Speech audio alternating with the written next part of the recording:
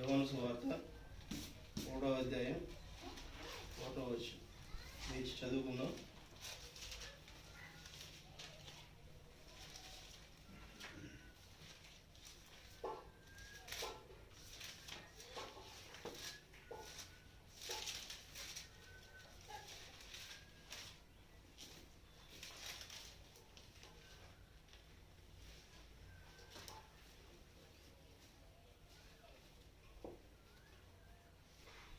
చదవండి.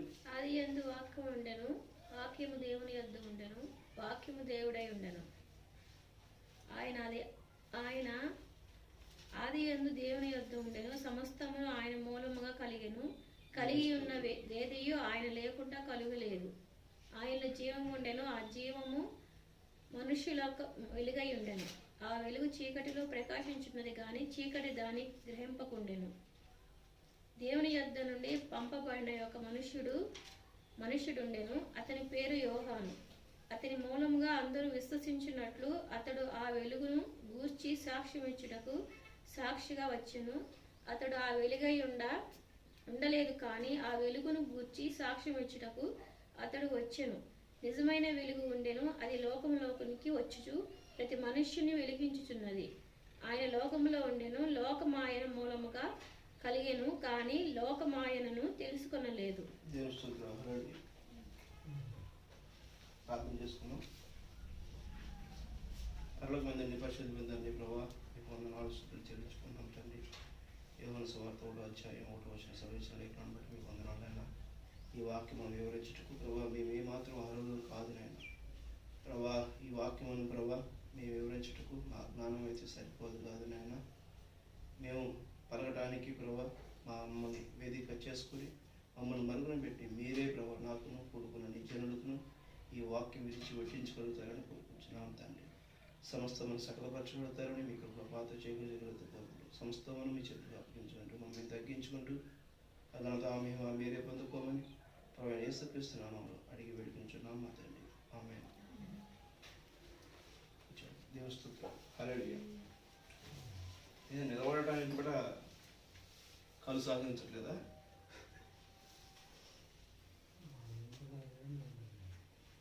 చట్టం చూపు కోసం ఎవరి కోసం జీవించవాలండి.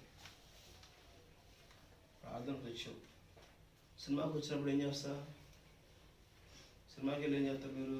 సొత్తా కోసమా? బైబిల్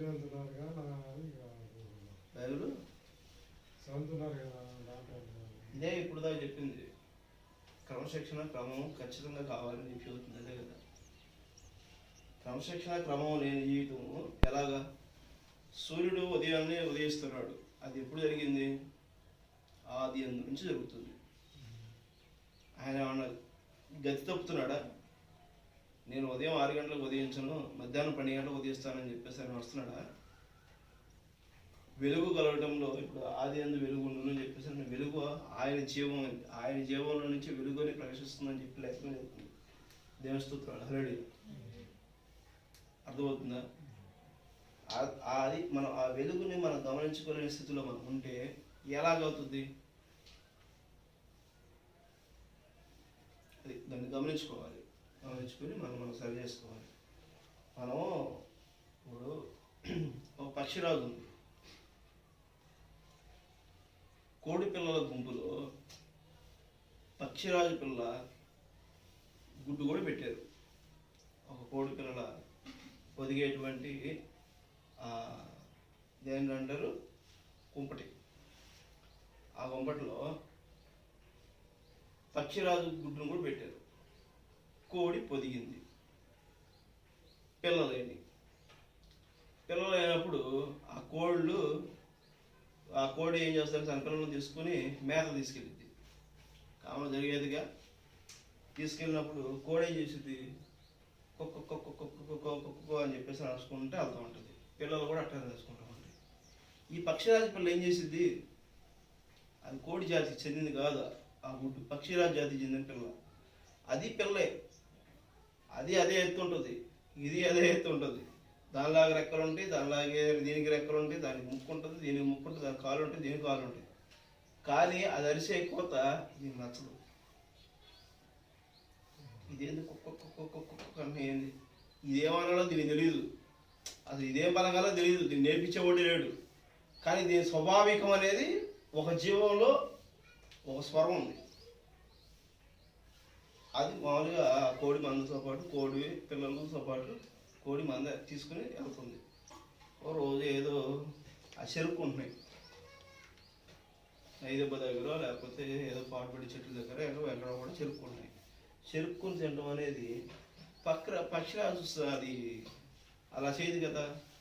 పక్షిరాజు అంటే ఏంది, ఈకలు, అదొక బ్రీడు కదా.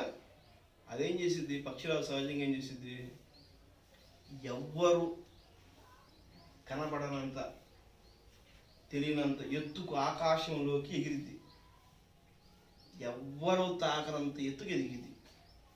ఎగిరి అక్కడ నుంచి చూస్తూ ఉంటుంది.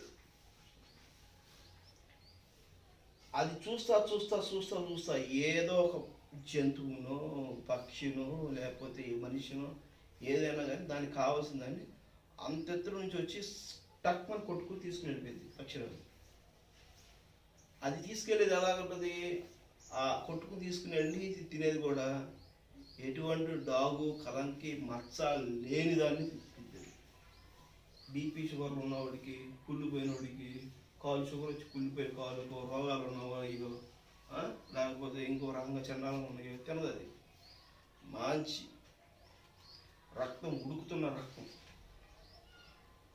రక్తంలో రుచి కలిగిన రక్తం, శ్రేష్టమైన రక్తం కలిగి మంచి జీవం కలిగినటువంటి దాన్నే ఆ ప్రాణి తీసుకెళ్ళింది. అది అవునా, అర్థమవుతుందా?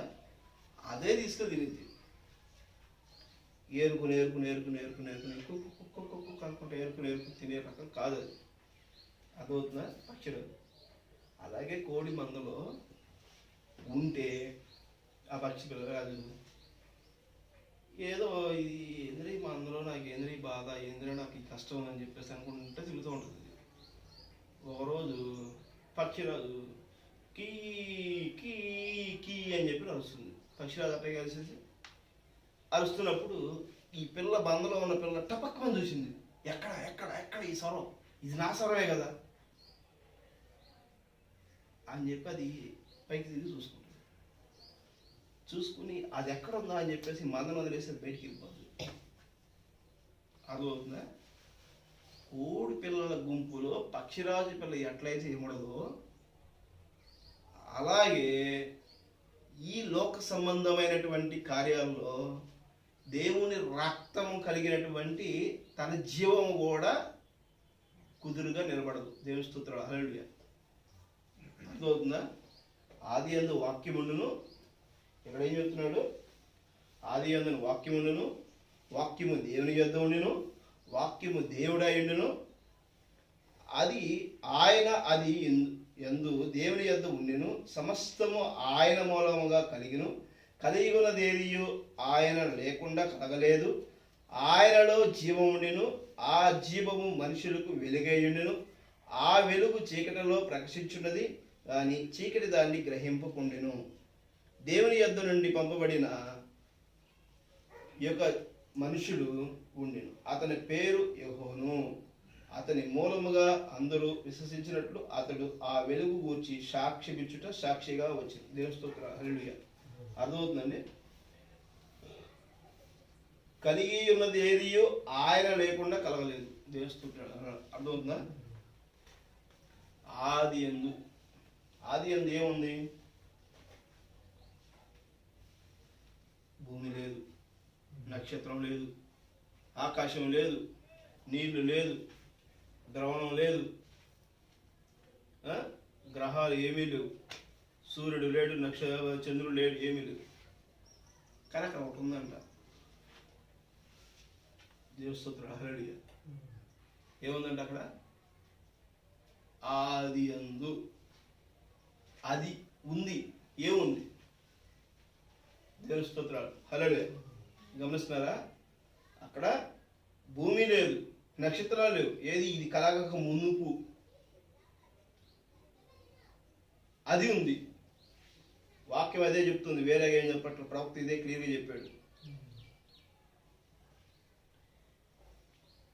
మనవాళ్ళకి కొంతమందికి అది అర్థం కాకపోవచ్చాము, జరగవలసినది ఇదే అనే సంగతులు అని చెప్పేసి అనేది వర్తమానంలో ప్రవక్త చాలా క్లియర్గా చెప్పాడు.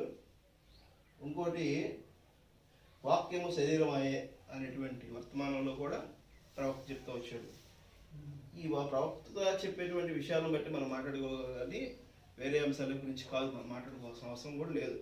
దేవుని స్తోత్రం, హల్లెలూయా. చూడండి, మనుషులు ఆ జీవము మనుషులకు వెలుగై ఉండెను, ఆ వెలుగు చీకటిలో ప్రకాశించుచున్నది కానీ చీకటి దాన్ని గ్రహింపకుండెను. దేవుని స్తోత్రం, హల్లెలూయా. అర్థమవుతుందా? ఆది యందు భూమి లేదు, ఆకాశం నక్షత్రములు లేవు, ఆకాశము లేదు, సూర్యుడు లేదు, విశ్వంలో ఉన్నటువంటి ఈ సమస్తమైనటువంటి ఈ గ్రహాలు ఏవి కూడా లేవు, చీకటి మాత్రమే ఉంది. ఆ చీకటిలో కూడా చీకటిలో ప్రకాశించుచున్నది కానీ చీకటి దాన్ని గ్రహింపకుండా ఉండేను. దేవుని స్తోత్రం, హల్లెలూయా. చీకటిలో కూడా ప్రవేశిస్తుందండి. ఏం ప్రవేశిస్తుంది? ఆయనలో జీవం ఉండి ఆ జీవము మనుషులకు వెలుగై ఉండెను.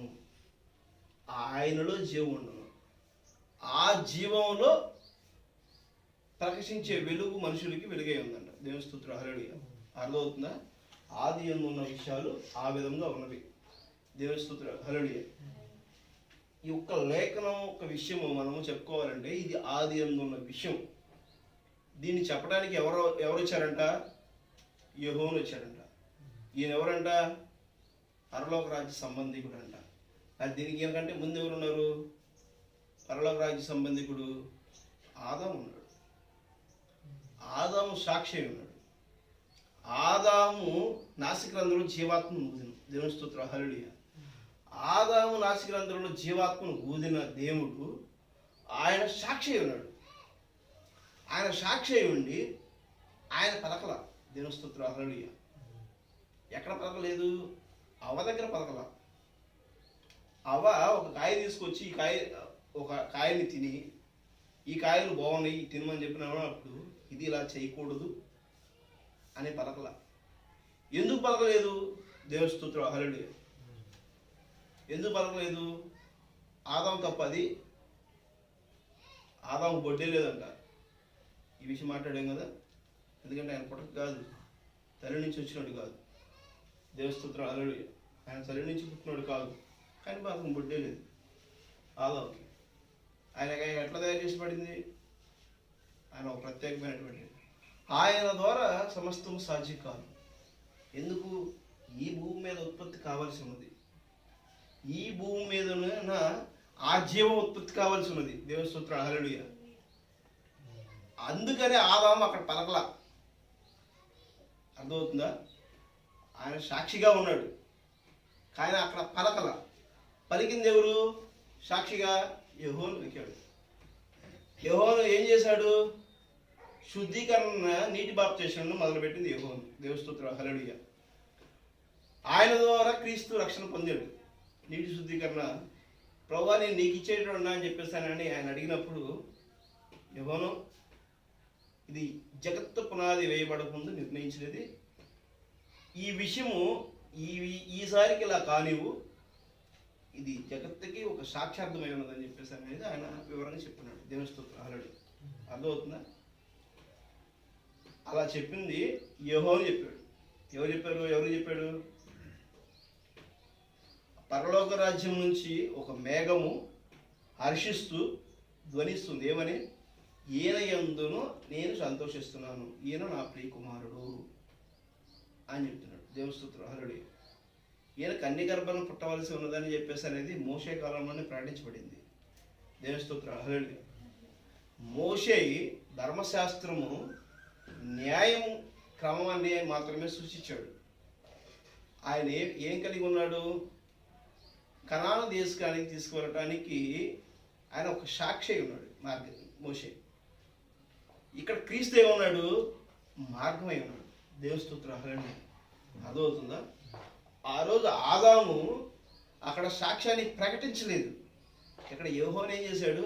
సాక్ష్యాన్ని ప్రకటించాడు. దేవుని స్తోత్రం, హల్లెలూయా. నీటి శుద్ధీకరణ సాక్ష్యాన్ని ప్రకటించాడు. తను తాను రూపాంతరము చెందినటువంటి వాక్యం యొక్క శుద్ధీకరణను ఆయన ప్రకటించాడు. దేవుని స్తోత్రం, హల్లెలూయా. ఆది యందు వాక్యముండును, వాక్యము దేవుని యొద్ద ఉండును, వాక్యమే శరీరధారుడాయను. ఏమవుతుందంట ఇక్కడ వాక్యం చూశారుగా, వాక్యము దేవుని యొద్ద ఉండును, వాక్యము దేవుడై ఉండును. ఆ వాక్యమే శరీరధారుడిగా మన మధ్యకి వచ్చింది. దేవుని స్తోత్రం, హల్లెలూయా. ఆ వాక్యము మన మధ్యకి వచ్చినప్పుడు ఆ వాక్యము మరలా ఎక్కడికి వెళ్ళింది? కొనిపోబడింది. ఎక్కడికి వెళ్ళింది? నీ కోసము నా కోసము ఒక రాజ్య స్థాపన చేయటం కోసం, ఒక గృహాన్ని నిర్మించడం కోసం, మనం ఉండటానికి ఒక గృహాన్ని నిర్మించడం కోసం వెళ్ళింది. ఆ గృహం ఏమై ఉన్నది? న్యాయ నిబంధనలు కలిగినటువంటి గృహం ఏమై ఉన్నది? ఆ గృహము ఈ భూమి మీద నెరవేర్చబడుతుందా లేదా? దేవుని స్తోత్రం, హల్లెలూయా. అక్కడ దేవుడు ఏం చెబుతున్నాడు? వాక్యము అది చాలా క్లియర్గా చెప్తుంది. నేను ఈ కాలం నా చేతిలో లేదు అని చెప్పాను. కాలము నిర్ణయించడం, ప్రభువా నువ్వు ఎప్పుడు వస్తావు అని చెప్పేసానని తోమ అడిగినప్పుడు కాలం నా చేతిలో లేదు అని చెప్పాను. దేవుని స్తోత్రం, హల్లెలూయా. అవునా? ఆయన కాలం నా చేతిలో లేదని యేసుక్రీస్తు చెప్పాడు అంటే ఎందుకు చెప్పాడు అన్నమాట? నీ హృదయం అనేటువంటి మందిరంలో ఆయన నిలయమై ఉండాలి. దేవుని స్తోత్రం, హల్లెలూయా. ఈ హృదయం ఎక్కడే ఉన్నది? మనం గతంలో చెప్పుకున్నాం. మనిషి రూపం ఏ విధంగా ఉన్నదో అదే రూపము విశ్వం మొత్తం వ్యాపించి ఉన్నది. దేవుని స్తోత్రం, హల్లెలూయా. మనిషిలో ఎన్ని కణాలు అయితే రక్త కణాలు ప్రసరింపజేయ కాబడుతున్నాయో ఆ విధంగానే ఆ పరలోక రాజ్యం ఆ విశ్వంలో ఉన్నటువంటి గ్రహాలు కూడా సంచరిస్తూ ఉన్నాయి. క్రమం కలిగినటువంటి సంచరింప జరుగుతుంది. అక్రమంగా సంచరింప అక్కడ జరగట్లా. అర్థమవుతుందా? దేవుని స్తోత్రాలు. ఈ రక్త కణాలు ఎక్కడైతే వెళ్ళాల్సిన తీరులో వెళ్ళకుండా గలిబిడి అవుతాయో అప్పుడు మనిషికి ఏమవుతుంది? వ్యాధులు సంక్రమిస్తాయి, సరైన రీతిలో ఉండదు, శక్తిని కోల్పోతుంది. అర్థమవుతుందా? అలానే విశ్వంలో కూడా వెళ్ళాల్సిన గ్రహం వెళ్ళాల్సిన ఉండకపోతే కొన్ని అన్బ్లాషెస్ జరుగుతూ ఉంటాయి, బ్లాషెస్ జరుగుతూ ఉంటాయి. అయితే జరుగుతూ ఉంటాయి. మనం ఏం చేస్తాం? దానికి వచ్చే వస్తూ ఉంటే పోతూ ఉంటాయి. అది జరగవలసిన క్రమం, అది ఉన్న క్రమం ప్రకారం అన్నీ జరుగుతూ ఉన్నాయి కాబట్టి సరైన రీతిలో కొన్ని లక్షల కోట్ల సంవత్సరాల నుంచి కూడా విశ్వము అలా ప్రకాశిస్తూనే ఉన్నది. మనిషి ప్రకాశించలేకపోవడానికి కారణం ఏంటి? ఈ భూమి మీద నిన్ను పోలిన రూపాన్ని ప్రతిబింబించి ఆ రూపానికి ఏదో ఒకటి తీసుకొచ్చి పెట్టి దాన్ని పూజించటం, ఆరాధించటం, నేనే గొప్ప అనుకోవటం, నేనే సర్వం అనుకోవటం, ఈ లోకం సంబంధించినటువంటి ఈ లోకంలో వాటి కోసం ప్రయాసపడటం, ఈ లోకంలో ఉన్న మట్టికి సంబంధించిన వారు కాబట్టి ఆ ఆలోచనలు మనకి కలిగి ఉంటున్నాం. దేవుని స్తోత్రం, హల్లెలూయా. ఈ లోకంలో ఉన్నటువంటి భూమి మీద ఉన్నటువంటి మట్టితో తయారు చేయబడినటువంటి మనిషి కాబట్టి ఈ మట్టి సంబంధమైనటువంటి ఆలోచనలు మనలో కూడా విసర్జించబడుతున్నాయి. అంటే పరలోక రాజ్యంలో ఉన్నటువంటి వెలుగు మనలో నుంచి జీవము ప్రకాశిస్తున్నప్పటికీ కూడా ఈ మట్టికి కూడా వెలుగు ఉంది. ఆ వెలుగు ఏం చేస్తుంది? మనం డామినేట్ చేస్తుంది. ఒక రూపం అనేది డామినేట్ చేస్తుంది.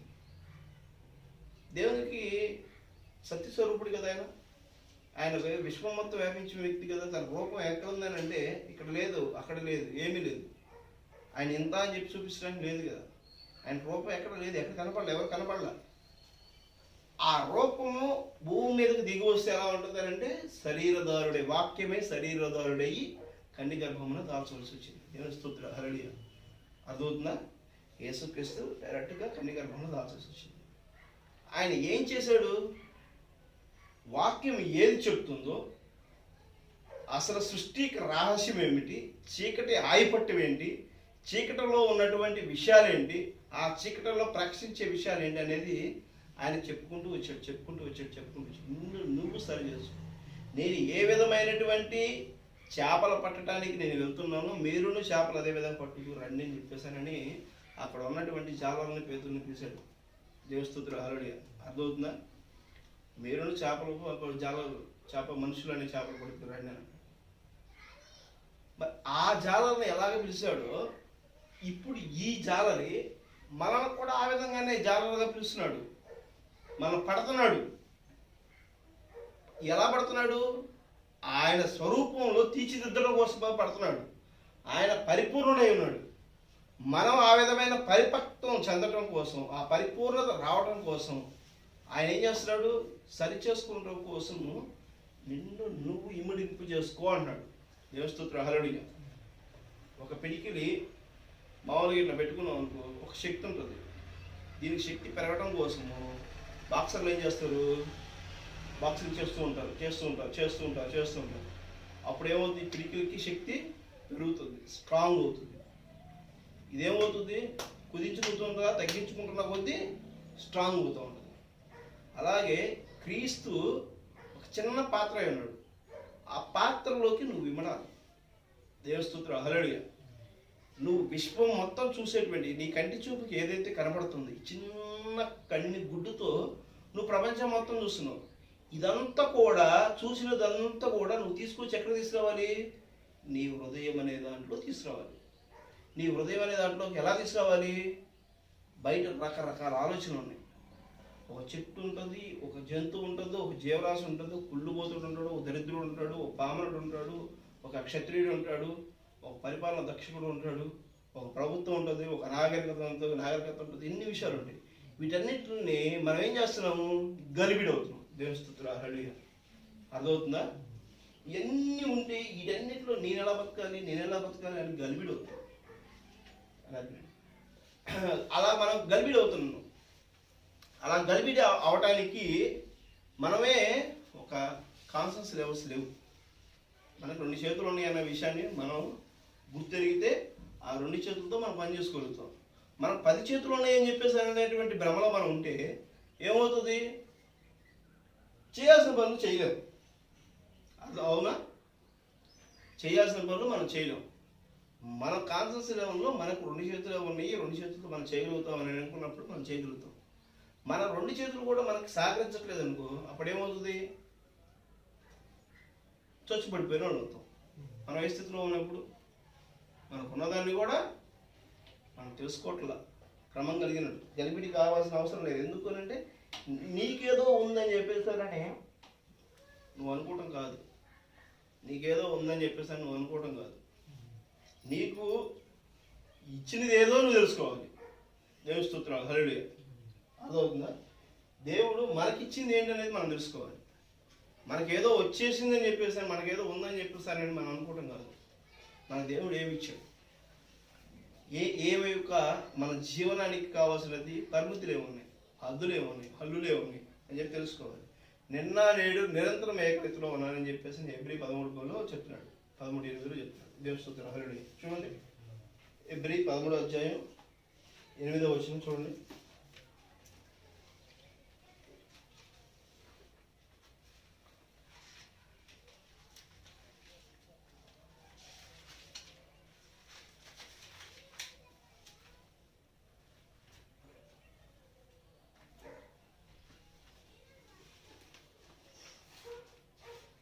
యేసుక్రీస్తు నిన్న నేడు ఒకటే రీతిగా ఉన్నాడు. అవును, యుగయుగములకును ఒకటే రీతిగా ఉండును. నానా విధములైన అన్య బోధల చేత త్రిప్పబడకుడి. భోజన పదార్థములను బట్టి కాక కృపను బట్టి. 8వ వచనమే, హెబ్రీ 13వ అధ్యాయం 8వ వచనం. నిన్న నేడు నిరంతరము ఏకరీతిలో ఉన్నాడు. దేవుని స్తుతులు హల్లెలూయా. అవునా? నిన్న నేడు నిరంతరం ఏకరీతిలో ఉన్నాడు. ఇప్పుడు వాక్యం ఉంది, యేసుక్రీస్తు నిన్న నేడు ఒకటే రీతిగా ఉన్నాడు.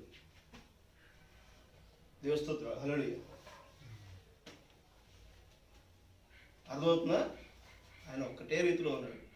ఎందుకు ఉండాల్సి వచ్చింది? ఒక ఆజ్ఞను మితిమీరినందుకు మనకి శ్రమలు వచ్చినాయి, మనకి పాపం వచ్చింది. ఆ పాపం నుంచి విముక్తి చేయటం కోసం ఆయన ఊదబడినటువంటి ఆ ప్రాణం, ఆ జీవం ఏమవుతున్నది? మరుగున పడకుండా తనకు తాను శిక్షేసుకోవటం కోసము ఈ భూమి మీదకి శరీరధారుడై వచ్చింది. దేవుని స్తోత్రం. హల్లెలూయా. వాక్యమే శరీరధారుడిగా భూమి మీదకి వచ్చింది. దేవుని స్తోత్రం. అర్థమవుతుందా? ఆ వాక్యమే శరీరధారుడికి వచ్చి తనకు తాను శిక్ష వేసుకున్నాడు. కొరడాలతో కొట్టించుకునే పరిస్థితి వచ్చింది. ఆయన ఏ తప్పు చేయలేదు, ఆయన యందు ఏ తప్పు లేదని అంటున్నాడు. శిక్ష వేసినటువంటి రాజు కూడా ఏమంటున్నాడు, నీ యందు ఏ తప్పు నేను గమనించలేకపోతున్నానే, నువ్వెందుకు అనవసరంగా అంటే ఆ తండ్రి యందు జరగవలసిన విషయాలు ఆ తండ్రి నాకేం చెప్పాడు, నేను అదే చేస్తానని చెప్పి చెప్పుకుంటూ వచ్చాడు. దేవుని స్తోత్రం. హల్లెలూయా. అర్థమవుతుందా? ఆయనని ఆ శిక్షించినప్పుడు, కొరడాలతో కొట్టినప్పుడు ఆ రక్తం చెందించబడి ఆ రక్తము భూమి మీద పడి ఈ భూమి మీద నుంచి తీసబడినటువంటి మట్టితో తయారు చేసినటువంటి ఆదాము నుంచి తీయబడినటువంటి అపవిత్రులైనారు, పాపంలోకి వెళ్ళారు. వీళ్ళ చేయడానికి సరిపోతుంది, మనిషిని చేయడానికి సరిపోతుంది. కానీ దీనికి మూలం ఎక్కడుంది? ఈ శరీరానికి మూలం ఎక్కడుంది? మట్టి ఉంది. అర్థమవుతుందా? ఈ శరీరానికి మూలము మట్టి ఉంది. ఈ భూమి ఈ భూమి మీద ఎవరు ఆధీనంలో ఉంది? భూమి దేవుని స్తోత్రం. హల్లెలూయా. సాతాను చేతిలో ఆధీనంలో ఉంది. ఎందుకుంది? లూసిఫర్ని ఆ పరలోక రాజ్యం నుంచి భూమి మీద నెట్టివేశాడు, తొక్కివేశాడు. ఇక్కడ భూమిలో నుంచి పాతాళంలోకి తొక్కివేయాలి, పాతాళంలోకి బంధించవాలి. ఆ బంధించిన సమయం 1000 ఏళ్ల పాలన జరిగింది. దేవుని స్తోత్రం. హల్లెలూయా. మరలా ఏమవుతుంది? మళ్ళీ మొదలుకు వచ్చింది. ఈ భూమి ఎక్కడికి పోదు, ఈ భూమి వినాశనం వచ్చేసింది, బద్దలైపోతుంది అని అన్నది. ఇలాంటివి చాలా జరిగినాయి. ఈ తరతరాలు యుగతరాలు అనేవి యుగములు కలుగును కాదు. ఇక్కడ దేవుడు చెప్తున్నాడు. దేవుని స్తోత్రం. హల్లెలూయా. ఇక్కడ వాక్యం ఎందుకు ఇక్కడ లిఖించబడి ఉన్నది చూడండి.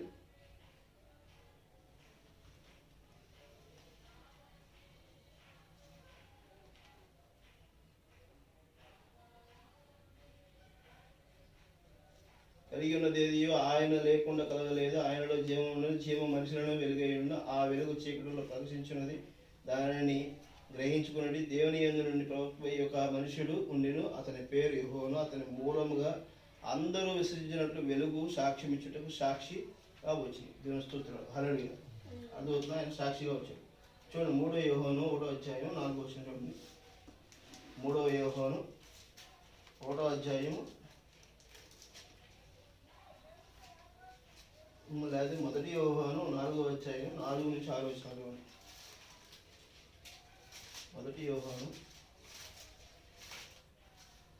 యోహానే కదా సాక్షి ఇచ్చింది. దేవుని స్తోత్రం. హల్లెలూయా. అదే మొత్తం చూద్దాం, యోహాను గురించి మనం చూద్దాం. సరే అయిపోయింది.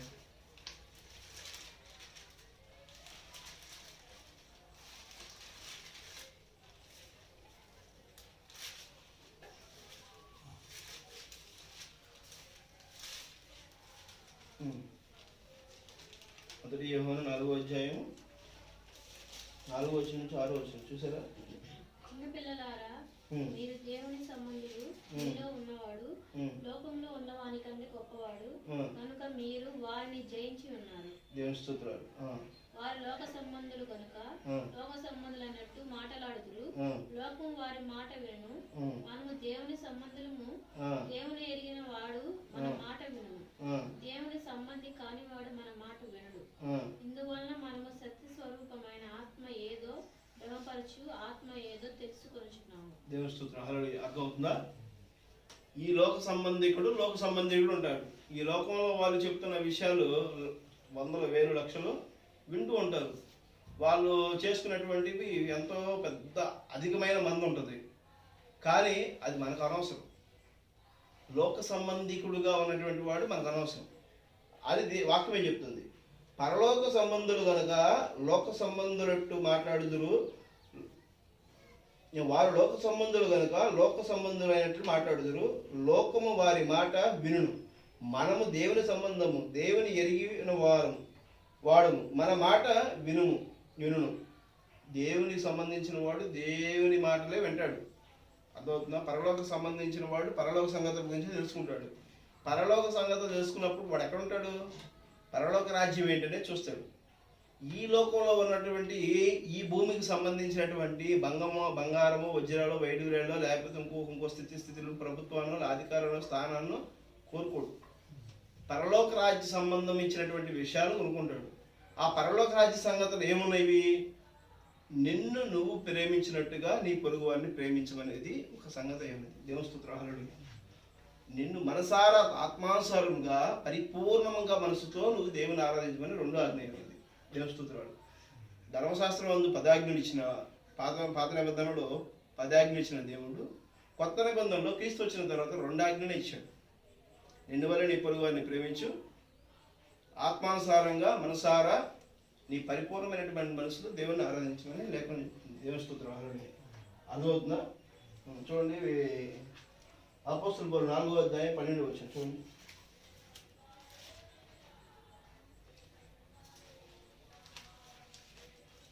అపోస్తలుల పౌలు 4వ అధ్యాయం 12వ వచనం.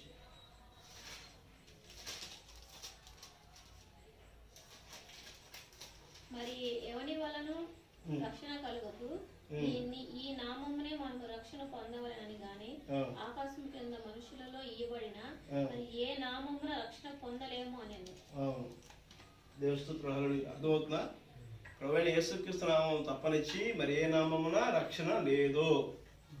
నిన్న నేడు నిరంతరం ఏకరీతిగా ఉన్నటువంటి ఆ యొక్క దేవుని నామం తప్పనించి ఆ సాక్ష్యాన్ని ప్రకటించినటువంటి యెహోవాను ప్రకటించిన సాక్ష్యాన్ని నువ్వు రుజువు కలిగి లేకపోతే, అపోస్తలుల పౌలు పరిచర్యలో నువ్వు రుజువు కలిగి లేకపోతే, నిన్ను నువ్వు సరి చేసుకోకపోతే నీకు రక్షణ లేదు. యేసుక్రీస్తు నామంలో తప్ప నుంచి మరి వేరే ఏ ఒక్క పేరిటినా ఇచ్చిన రక్షణ లేనే లేదు. తండ్రి యొక్క కుమారుని యొక్క పరిశుద్ధాత్మ యొక్క నామంలోనికి బాప్తిస్మం ఇమ్మని చెప్పేశానని అక్కడ లేఖనం చెప్తుంటే, ఆ నామం ఏంటనేది విడిచేసి తండ్రి యొక్క కుమారుని యొక్క పరిశుద్ధాత్మ నామంలో బాప్తిస్తున్నాం. ఆ నామం ఏంటి? ప్రభువైన యేసుక్రీస్తు అనే నామాన్ని ఎందుకు ప్రకటించలేనటువంటి స్థితిలో ఈరోజు సమాజం ఉన్నది. ప్రభువైన యేసుక్రీస్తు, ప్రభు అంటే తండ్రి కాదా? యేసు అంటే కుమారుడు కాదా? క్రీస్తు అంటే పరిశుద్ధాత్మ కాదా? త్రిత్వం అంటే ఏంటి? త్రిత్వం అంటే మీకు తెలియదేమో అని చెప్పి ఒక సహోదరుడు అడుగుతాడు. ఒక సహోదరుడైనా అది అలానే ఉంటుంది, అలానే చేయాలి, యేసుక్రీస్తు చెప్పాడు. మరి యేసుక్రీస్తు చెప్పిన విషయాన్ని అపోస్తలుల పౌలు మరి ఎందుకు చేయలేదు? అపోస్తలుల పౌలు ఏం చేశాడు? ప్రభువైన యేసుక్రీస్తు నామమున బాప్తిసం ఇచ్చాడు. యెహోవా ఇచ్చిన బాప్తిసం చల్లదని చెప్పాడు. మనం చాలాసార్లు మాట్లాడుకుంటూ వచ్చాం. అపోస్తలుల పౌలు పరిచర్య క్రీస్తును పోలి జీవితంలో ఉందని చెప్పేసి ఆయన ప్రకటించిన ప్రకటన వేరే ఎవరైనా చేసి ఉన్నారా? దేవుని స్తోత్రాలు. హల్లెలూయా. యెహోవాను చేయలా, పేతురు చేయలా, తీతు చేయలా, లేకపోతే ఇంకోళ్ళు ఎవరు చేయలా. ఒక అపోస్తలుల పౌలు మాత్రమే, సౌలు జీవితం నుంచి అపోస్తలుగా మారినటువంటి అపోస్తలుల పౌలు మాత్రమే, ఆనాడు జరిగిన పరిచర్య మాత్రమే క్రీస్తుని పోలిన జీవితంలో మేము మాత్రమే ఉన్నాము అని చెప్పేసి అని ప్రకటించబడటం జరిగింది. దేవుని స్తోత్రాలు. హల్లెలూయా. ఆ ప్రకటనకి మలాకీ గ్రంథం 4వ అధ్యాయం 5-6 వచనాల్లో ఏదైతే చెప్తున్నాడో ప్రవక్త చెప్పిన విషయము, ఆ తండ్రుల హృదయం పిల్లల వైపున, పిల్లల హృదయం తండ్రుల వైపు తిప్పునని చెప్పి సెలవిస్తున్నాడు. ఆ లేఖన నెరవేర్పులో ఈరోజు ఉన్నటువంటి పిల్లలను ఆ తండ్రుల యొక్క చేసినటువంటి సువార్తని చేయవలసిన సమయం వచ్చినప్పుడు అది సాయంకాల వర్తమానమో అయింది. దేవుని స్తోత్రాలు. హల్లెలూయా. అర్థమవుతుందా? అది సాయంకాల వర్తమానం అయింది. సూర్యుడు ఉదయం ఉదయించి సాయంత్రం అస్తమించిన సమయం లాగానే సాయంకాల వర్తమానం తీసుకోవాల్సిన సమయము ఇది ఆసన్నమైంది. నేను వచ్చే సమయానికి కొన్ని సూచనలు పంపుతానని చెప్పేసి ఆ రోజు ఏ విధమైతే ప్రవక్త చెప్పిన ఆ క్రీస్తు చెప్పి ఉన్నాడో, ఆ క్రీస్తు చెప్పిన విధంగా ఈరోజు జరగటం లేదా? నువ్వు ఏ స్థానంలో ఉన్నావు? ఏ స్థితిలో ఉన్నావు? నిన్ను సరి చేసుకునే స్థితిలో నువ్వు ఉన్నావా లేదా? దేవుని స్తోత్రాలు. హల్లెలూయా. గమనించండి, యెహోవాను 19వ అధ్యాయము 11-12 వచనాలు. యెహోవాను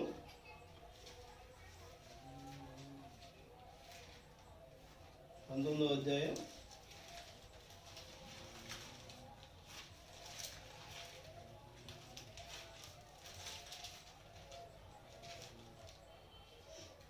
11 పై నుండి నీకు ఇయ్యబడి ఉంటేనే తప్ప నా మీద నీకు ఏ అధికారము ఉండదు. అందుచేత నన్ను నీకు అప్పగించిన వానికి ఈ మాటను బట్టి పిలాతు ఆయనను విడుదల చేయుటకు యత్నము చేసెను గాని యూదులు, నీవు ఇతని విడుదల చేసితివా? కైసరునకు స్నేహితుడము కావు, తాను రాజునని చెప్పుకొని ప్రతి వాడను కైసరునకు విరోధంగా మాట్లాడుచున్న వాడే అని కేకలు వేసిరి. దేవుని స్తోత్రం. హల్లెలూయా. కైసర్ అంటే ఎవరు? కైసర్ అంటే ఎవరు? కైసరుదే అని చెప్పి దేవుడు చెబుతున్నాడు. దేవుడితే కైసర్ అంటే కైసర్ అంటే ఏంటి?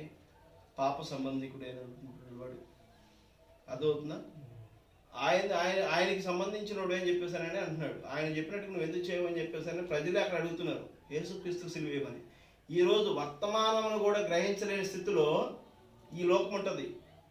ఈ చిన్న మందగా నువ్వు ఉన్నావా? లోక సంబంధంగా ఉన్నావా? పరలోక రాజ్య సంబంధంగా ఉన్నావా? వాక్యం ఏది చెప్తుందో ఆ వాక్యంలో నువ్వు గ్రహించే స్థితిలో నువ్వు ఉన్నావా లేదా, నువ్వు సరి చేసుకునే వాడు ఉన్నావా లేదా అనేది నువ్వు ఈ రోజు గమనించుకోవాల్సిన అవసరమైనది. ఎక్కడెక్కడ ఏదో చెప్తున్నట్టుగా మనం పోతాం కాదు. అర్థమవుతుందా? దేవుని స్తోత్రం. హల్లెలూయా. చూడండి, యోహాను 3వ యోహాను 1వ అధ్యాయం 4వ వచనం. 3వ యోహాను 1వ అధ్యాయం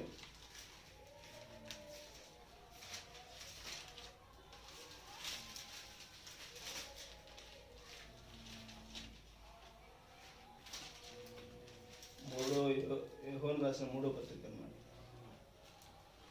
చూసారా? 226వ పేజీ పక్కనే ఉంటుంది. 4వ వచనం చదవండి. 4వ వచనం. నా పిల్లలు సత్యమును అనుసరించి నడుచుకొనుచున్నారని వినుట కంటే నాకు ఎక్కువైన సంతోషం లేదు. దేవుని స్తోత్రం. హల్లెలూయా. అర్థమవుతుందండి?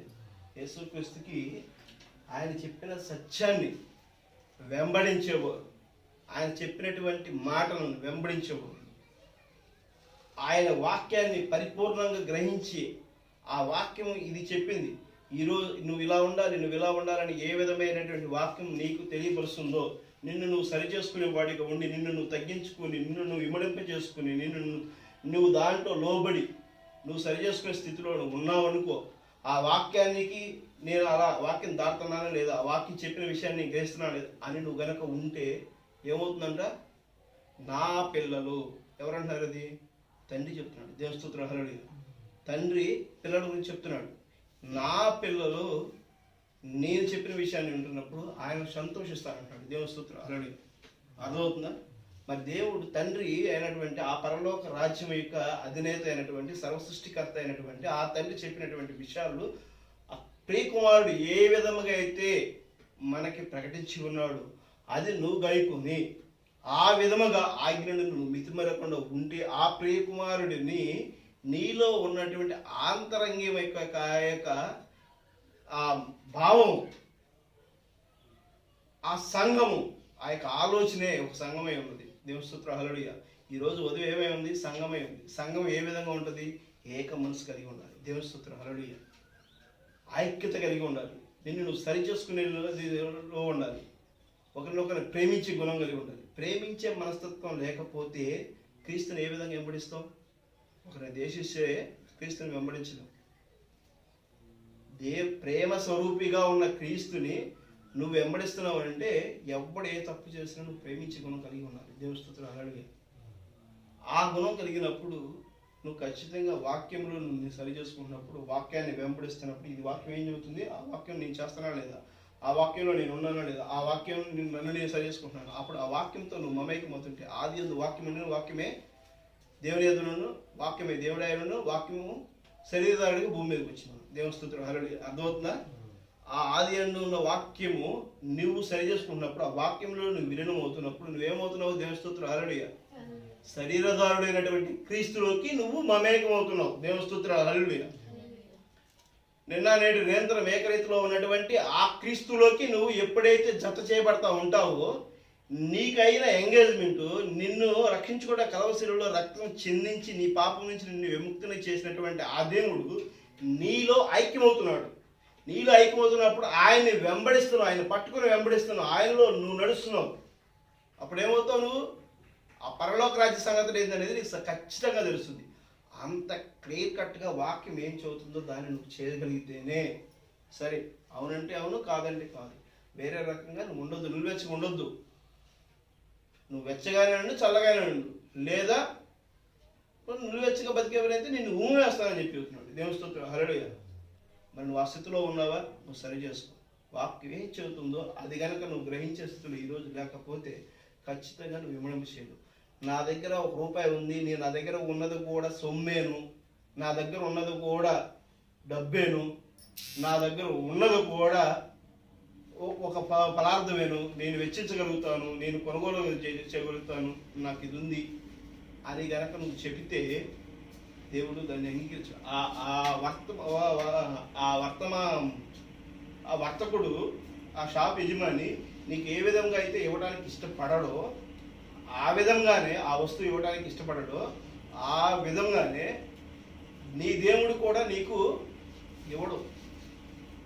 సత్యస్వరూపమైనటువంటి ఆ వాక్యం నీలోకి రాదు. ఏదో కాస్త పుస్తకం ఉన్నానండి, అది సున్నపు గుడ్ల ద్వారా నాకు అవసరం లేదు అంటున్నాడు. స్తోత్రం, హల్లెలూయా. మీరెవరో నాకు తెలియదు అంటున్నాడు. ఆయన చాలా క్లియర్గా చెప్తున్నాడు.